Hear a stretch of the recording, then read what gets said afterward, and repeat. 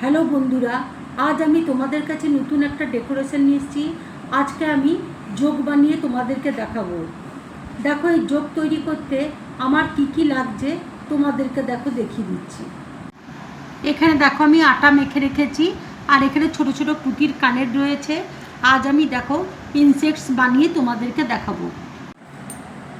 ঠিক এইভাবে দেখো আমি বানাচ্ছি। দেখো জগ তৈরি করে নিয়েছি আমি। এবার দেখো চোখ তৈরি করছি।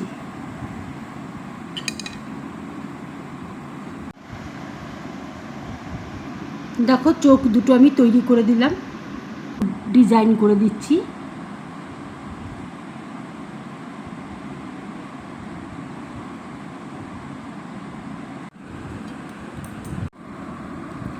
জোকটা দেখো আমার পুরোপুরি রেডি হয়ে গেছে।